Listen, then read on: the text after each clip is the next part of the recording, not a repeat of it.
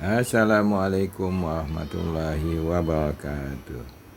Jumpa lagi guys di calon presiden. Kita kali ini membahas mengenai perubahan iklim dan apa yang disebut dalam Al-Quran.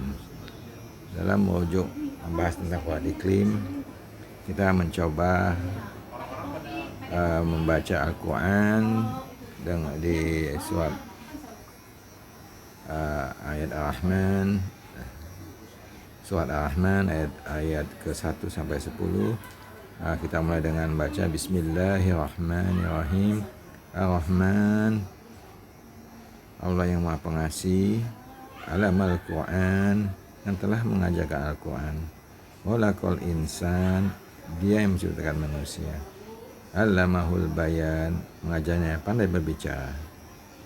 Asyamsu wal qamaru bihusban, matahari dan bulan berada menurut perhitungan. Nah, sini kita udah mulai masuk ke masalah perubahan iklim, di mana matahari dan bulan kedua yang mempengaruhi siklus di bumi kita. The sun and the moon move by precise calculation. Kemudian ayat ke-6, wan najmu wasyajaru yasjudan, dan tumbuh-tumbuhan atau binatang dan pepohonan keduanya tunduk kepadanya. And the star and the trees posted. Jadi di sini diterangkan teman-teman bahwa tumbuh-tumbuhan, binatang dan pepohonan keduanya tunduk. Jadi bintang dan pepohonan pun tunduk kepadanya karena Allah Maha Kuasa. Nah, disinilah pohon disebut, pentingnya pohon di bumi ini. Makanya Allah ciptakan pohon-pohon, kumpulan pohon ini menjadi hutan, menjadi tutupan hutan. Kalau definisi FAO 30, tutupan hutan 30 hektar ya kalau tidak salah. Itu sudah menjadi satu hutan, satu kawasan hutan 30 hektar.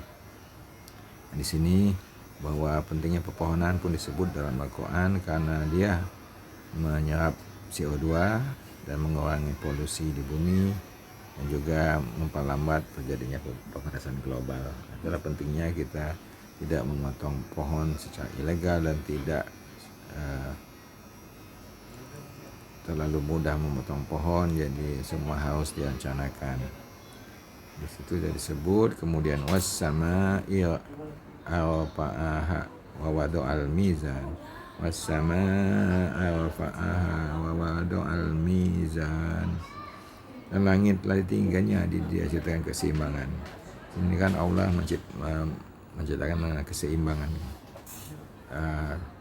Inilah yang menyebabkan terjadinya gempa, terjadinya bencana banjir, longsor, karena manusia tidak menjaga keseimbangan.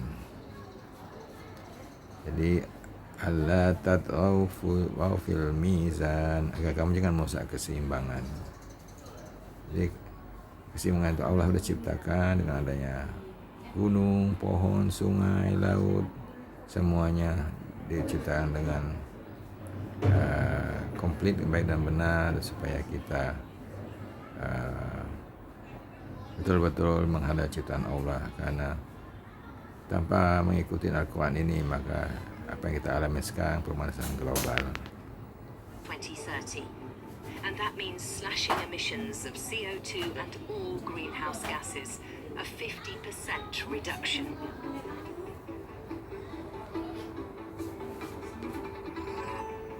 For over 2 decades now, Professor Niklas Höhner has been tracking the environmental policies of the biggest emitters. A task that led to growing frustration over the years, with governments doing a lot of talking but taking precious little action. Aber es scheint sich eine gewisse Trend. There are signs, however, of a slight reversal. The international community has actually been getting serious about phasing. Guys, kalau kita lihat nih penjelasan dari PKMLUAD, materi perubahan iklim seperti polusi dari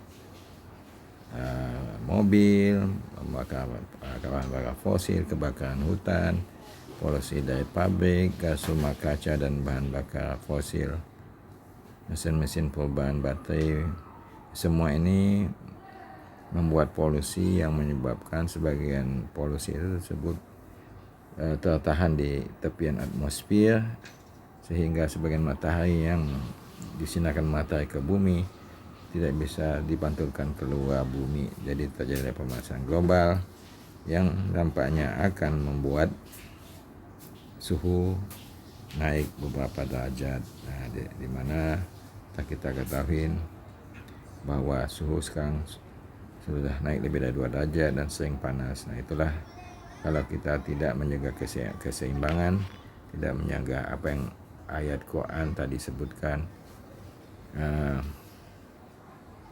supaya dan langit telah ditinggikannya dan diciptakan keseimbangan, agar kamu jangan merusak keseimbangan itu. Wasyama'a rafa'aha wa wada'al mizan alla tatghaw fil mizan. Nah, sini kembali lagi guys, kita pentingnya mencegah perubahan iklim karena dampaknya akan mempengaruhi kita dan generasi berikutnya. Nah, di dalam program Hafiz ini, program Hafiz dari CNN Indonesia, kita bisa lihat itu dampak perubahan iklim itu banyak sekali. Meningkatnya sering kebakaran hutan karena suhu lebih tinggi, ya, terjadi Sumatera, Kalimantan, kemudian banjir dan juga terjadi di beberapa pulau sampai pun ke Maluku dan Papua. Terjadi kekeringan, pertumbuhan ekonomi terhambat, produksi kopi turun, banjir rob itu terutama di pinggir laut di dekat Ancol. Sini di Jakarta pun sering banjir rob, sehingga tidak ada hujan tapi tetap banjir di sekitar dekat-dekat jalan besar di dekat Ancol. Ada juga angin taupan lebih sering, dan produksi pangan termasuk beras juga mulai turun. Kemudian juga wisata laut bisa lenyap karena banyak terumbu karang yang bleaching, yang keasaman jadi mati, jadi keindahannya pun hilang. Jadi guys, sangat penting dampaknya harus kita jaga sesuai dengan Quran dan hadis, keseimbangan. Makanya keseimbangan dalam Quran tersebut, dalam ayat Ar-Rahman tersebut adalah untuk menjaga keseimbangan dan tidak berlebih-lebihan. Demikian untuk kali ini, kita bahas nanti lebih jauh. Jangan lupa subscribe, Ahmad, komen, calon presiden. Assalamualaikum warahmatullahi wabarakatuh.